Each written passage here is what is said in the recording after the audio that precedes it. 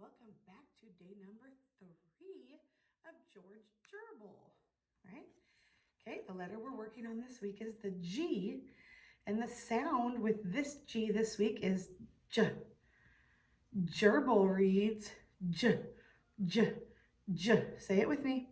Gerbil reads J, J, J. Gerbil reads J, J, J. Good job. All right, remember what the other sound that G makes? Do you remember?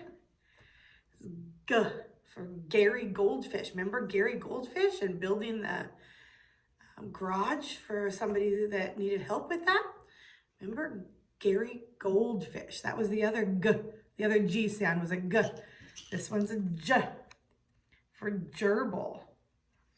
All right, go ahead and get out your word building paces. Okay, and we're going to open up to page number 16. All right, remember yesterday we read and they made some jellies, right? A couple different kinds of berry jellies, and they put it out on the porch, cage porch, to cool off.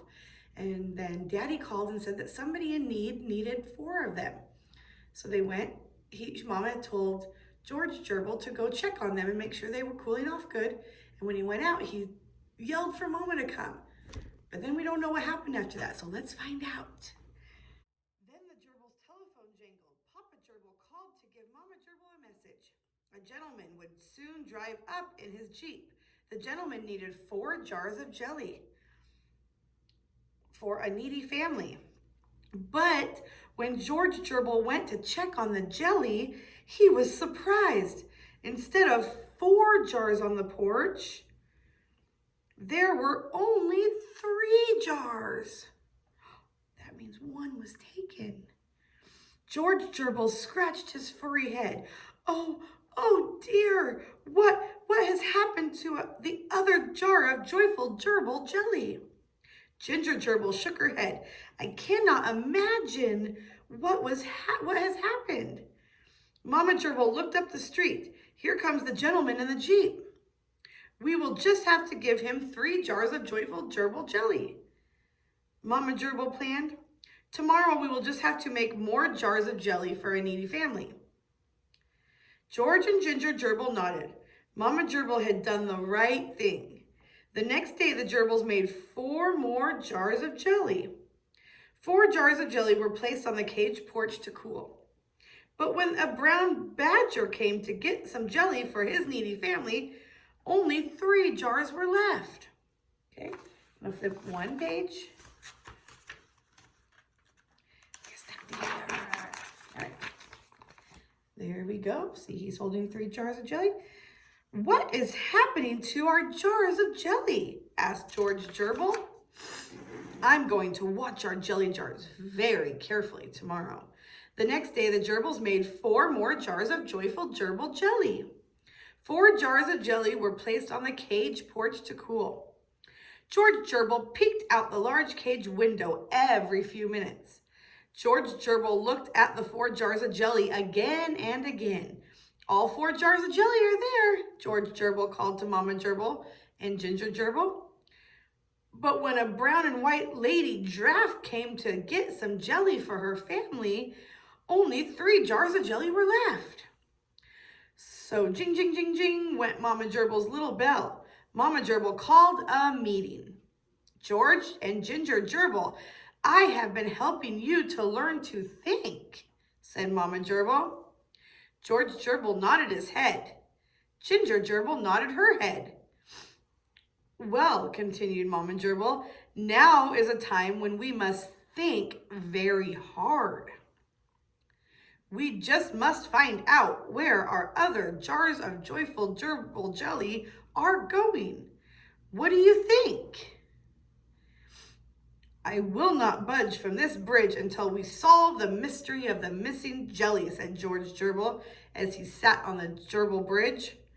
What do you think is happening to our jars of jelly? Asked Ginger Gerbil as she sat on the gerbil wheel. Perhaps some juggler is using them to juggle, said Mama Gerbil, just for fun. Perhaps some jungle bird thinks his family needs our joyful gerbil jelly, said Ginger, flapping her front legs like wings. I know, said George Gerbil with a big grin.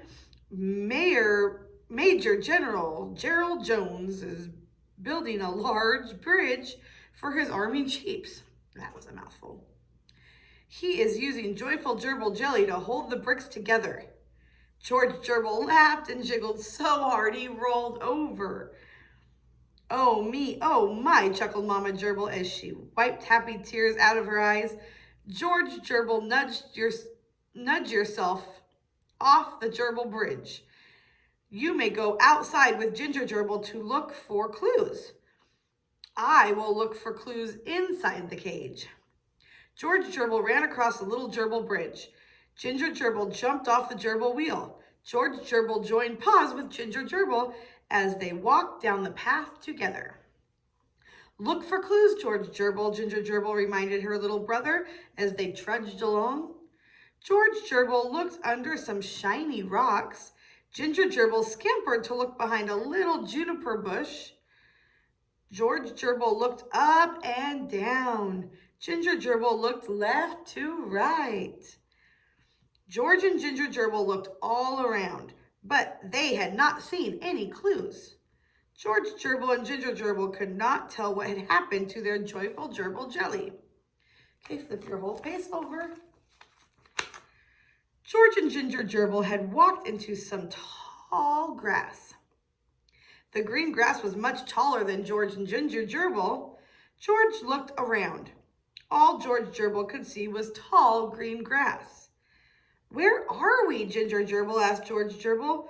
Well, said Ginger Gerbil. George Gerbil's lower lip began to quiver. Are we lost, Ginger Gerbil? Are we lost? We'll find out tomorrow, because tomorrow will be the last day. Find out where they're at and what happened to their fourth jar of gerbil jelly. All right, let's ask some questions. Why was George Gerbil surprised when he looked at the jelly porch? Because one of the jellies was missing. How many jars of jelly were left the next day when the badger came to get the jelly? There were only 3 left. Remember, they put 4 out. 1 got taken, so they have 3. How many jars of jelly did the giraffe get to take home? Got to take home 3 jars of jelly. Why did Mama Gerbil ring the bell to call a meeting? So that they could think about what happened. What were some of the funny guesses the Gerbil family made about what might have happened to the jolly gerbil jelly? Oh, whatever. All right. That there was a juggler, or maybe a jungle bird, remember? Or the Major's Bridge? Those are silly answers. Who looked outside for clues? George and Ginger Gerbil. Who looked inside for clues? Mama Gerbil. Were George and Ginger Gerbil able to find any clues? No, they didn't find any clues. Why did George Gerbil begin to wonder if they were lost? Because all he could see around him was green grass. It was taller than him. What do you think you should do if you think you might be lost? Maybe talk to your parents about that, okay? Good job, guys. All right, guys, let's do our English. Grab out your English pace.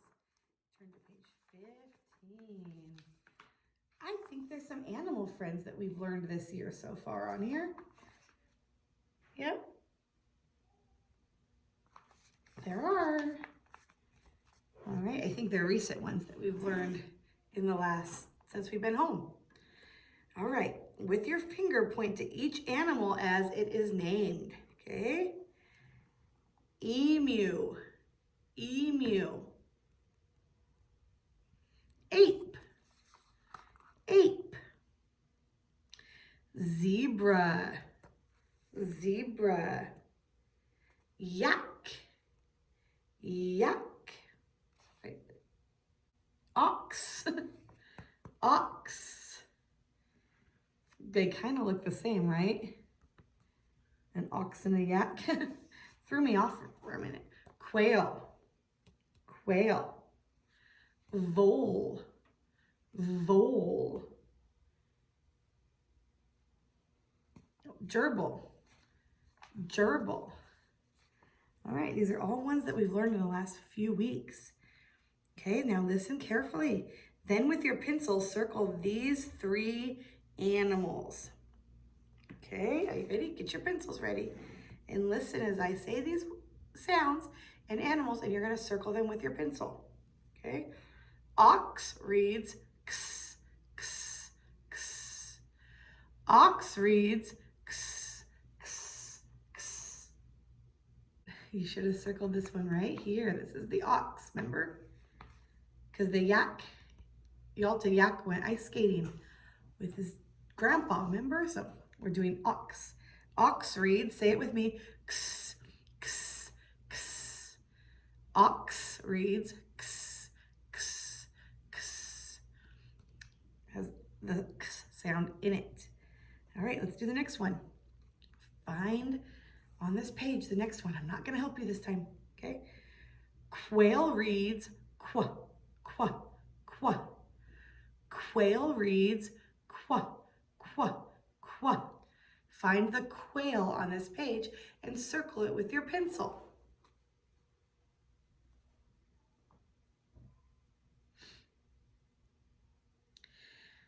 All right, one more. Pause the video if I'm going too fast, okay? Find the gerbil. Gerbil reads j, j, j. Gerbil reads j, j, j.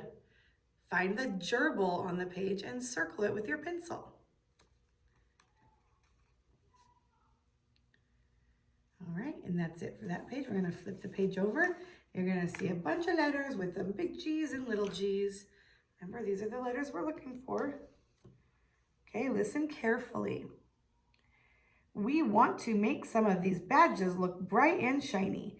We want to color just the big G and little g badges. With your orange crayon, color the big G and the little g badges. And then you're gonna count them, okay? So go ahead and color the big G's and the little g's with your crayons. Okay, pause the video while you do that.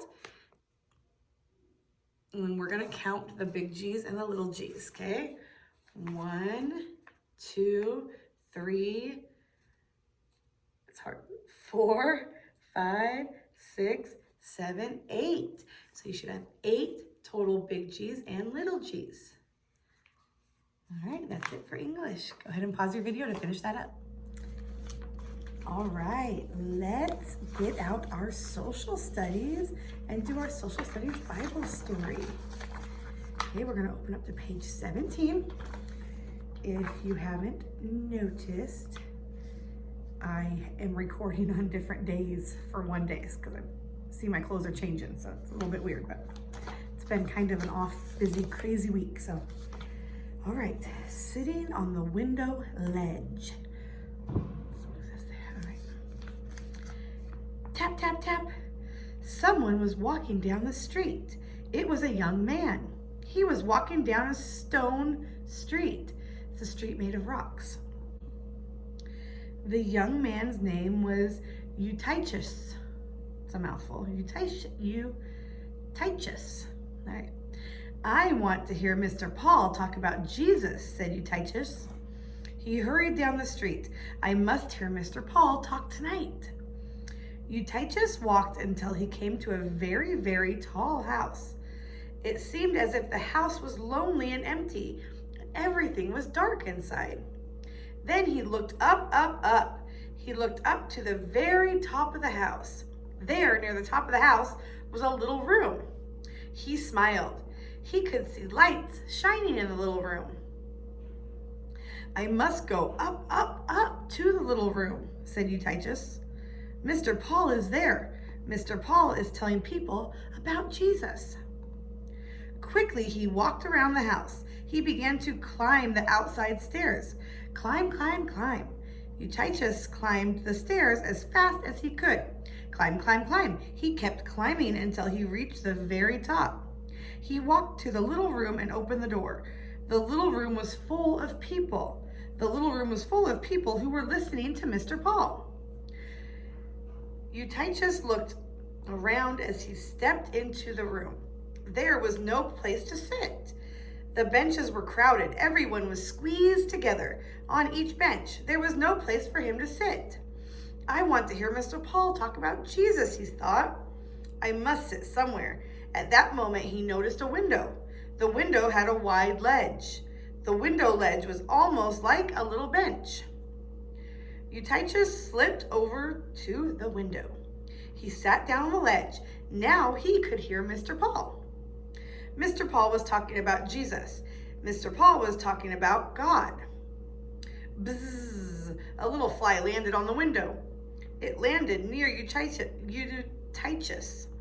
He did not look at the fly. He did not move. Eutychus was listening to Mr. Paul. Mr. Paul talked for a long, long time. He told many wonderful things. Mr. Paul talked until it was almost midnight. Eutychus yawned. He wanted to listen carefully, but he was getting very sleepy. It was hard to keep my eyes open, he thought. I am very, very tired. He sat up as straight as he could. Then he rubbed his eyes as hard as he could rub. Finally, Eutychus wiggled his toes to stay awake. He wiggled his toes as fast as he could wiggle. Okay, we're gonna flip the whole page over. Okay. Nothing seemed to help. He was just too tired. He closed his eyes. He was asleep. No one noticed that he was sleeping. Eutychus began to wiggle as he slept. The window ledge was bumpy. It did not feel like a soft bed at all. Sleeping, Eutychus wiggled and squirmed until he fell out of the window. He fell down, down, down to the street below. Mr. Paul stopped talking. Everyone rushed out of the room. They hurried down the stairs and ran to where he laid. Two men were carefully picking up Eutychus. Eutychus did not smile. He did not speak. Eutychus did not move. Is he dead? Cried the men when they saw Mr. Paul. The young man is dead. Okay, flip over one page. Mr. Paul put his arms around Eutychus. Mr. Paul knew that God could help Eutychus. Mr. Paul knew that God could make him live. Suddenly, Mr. Paul looked up. His eyes were filled with excitement. Don't be sad, said Mr. Paul. Eutychus is alive. At that moment, he opened his eyes. He looked around in surprise. What happened? He asked. Did I fall out of the high window? Yes, said Mr. Paul, but God took care of you. God made you live and breathe again. God did that for me? Eutychus exclaimed softly. He smiled as he stood to his feet. I have learned something wonderful, said Eutychus. God can do anything. God cares for me. All right.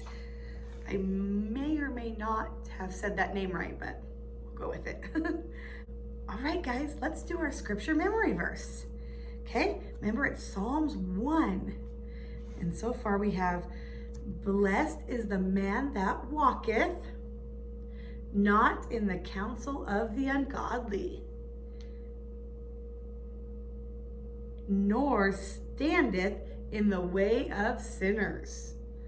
Okay, right? We have, blessed is the man that walketh not in the counsel of the ungodly, nor standeth in the way of sinners. Okay, now we're going to add another line. Nor sitteth in the seat of the scornful. Nor sitteth in the seat of the scornful. Okay, we're gonna bend our fingers in our hand and shake our head. So there's a lot of head shaking in this, okay? So bend your fingers in your hand, okay? Nor sitteth in the seat of the scornful. Nor sitteth in the seat of the scornful. Okay, say it a couple more times. Nor sitteth in the seat of the scornful. Nor sitteth in the seat of the scornful. One more time. Nor sitteth in the seat of the scornful. Okay, let's put it all together. Psalms 1. Blessed is the man that walketh not in the counsel of the ungodly, nor standeth in the way of sinners, nor sitteth in the seat of the scornful. Okay, let's do it one more time. Okay, Psalm 1. Blessed is the man that walketh not in the counsel of the ungodly, nor standeth in the way of sinners, nor sitteth in the seat of the scornful. All right, good job. All right, guys, let's get our science paces out. Okay, we're going to turn to page 8.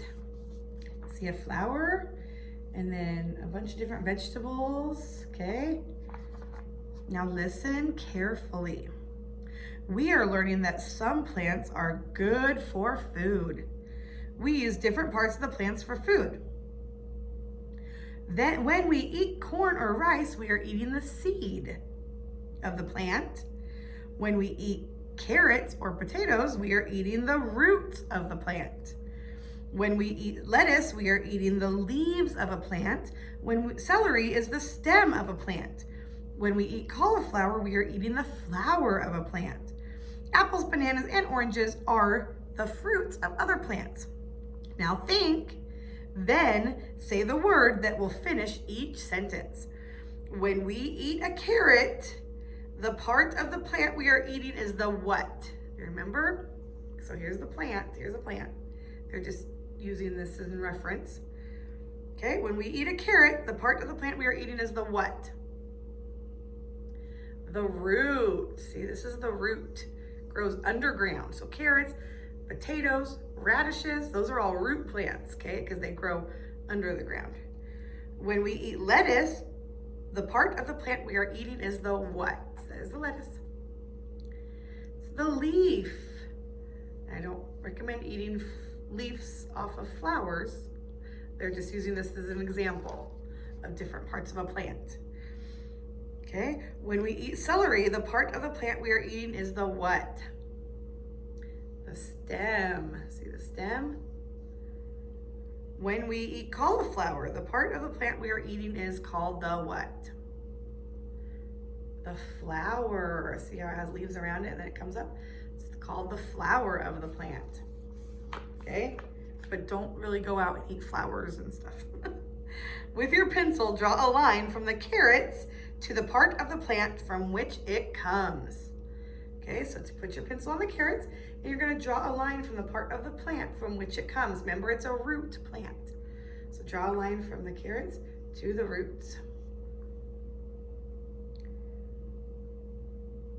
Okay, now with your pencil, draw a line from the celery to the part of the plant from which it comes. Remember, it's the stem of a plant. So go ahead and draw a line from the celery to the stem. Okay, now with your pencil, draw a line from the lettuce to the part of the plant from which it comes. Remember, the lettuce is a leaf. So we're going to draw a line from here to the leaf of the plant. Okay, now with your pencil, draw a line from the cauliflower to the part of the plant from which it comes. Remember, what's the cauliflower? It's the flower of a plant. So draw a line from the cauliflower to the flower.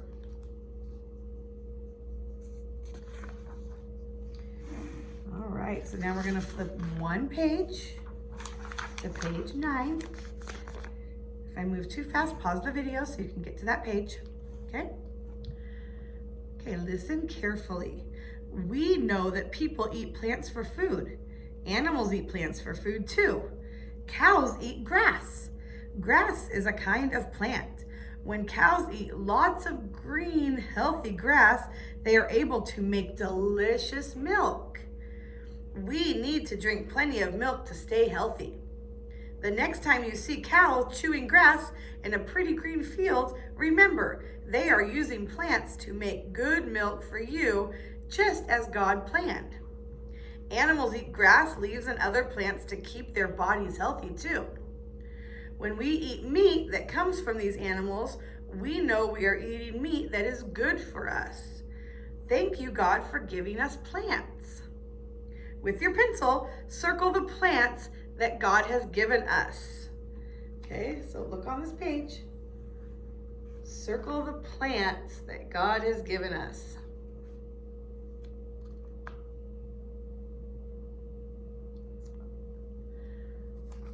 So rice comes from seeds, remember? So we can circle that. Cauliflower is the flower of a plant, so we can circle that. Carrots are a root of a plant, so do we circle that? Yeah, and oranges are the fruit of a plant, so circle the orange. All right, that's it for science. All right, let's open up our social studies pages again to page 20. All right, listen carefully. There are many kinds of houses. Some people who live far away, foreign countries, live in houses that are different from ours. Some people in hot climates live in grass houses. Some people in cold climates live in snow houses. Some people live in brick houses. Some people live in houseboats. In row 1, here's row 1, with your crayons, okay, get your crayons out, color the picture of the grass house. Which picture in row 1 is a grass house? Well, this one's made of bricks. This one's made of grass, so color the grass house. Could be hay, grass, kind of same. All right, pause the video if I move too fast. I know some of you guys like to color really good and slow, and other ones just color it really fast. So pause the video if you need to. Row 2, look in row 2 right here. There's a snow house and a grass house. Color the picture of the snow house. Okay? Color the picture of the snow house. Okay, also known as an igloo. Okay? In row 3, color the picture of the houseboat. Here's a brick house. There's a boat. Color the picture of the houseboat. Okay, and you're gonna flip one page to page 21. Listen carefully. People in foreign, faraway countries sometimes live in houses that are made from things around them. People who live near trees might make their houses out of wood. People who live where there are no trees might make their house from mud or bricks. People who live in the sandy desert sometimes live in tents. They might make their houses from cloth or animal skins. In a very hot climate, people make their houses from leaves and grass. Okay, now think. Let's think about this. When people live near trees, what can they use to make their houses? Wood. When people live in sandy desert, what can they use to make their houses? Remember, they might make a tent, so they would use cloth or animal skin. Do some people make their houses from mud and bricks? Yes, they do. All right, with your pencil, cross out the things that would not be used to build a house. Okay, so we talked about it. Wood would be used, bricks would be used, leaves and grass would be used, and cloth would be used. So cross out the things that we did not talk about that would be used to build a house. Okay, so you should have crossed out the water and the seashells. Okay, all right, and that's it for today. Good job, you guys.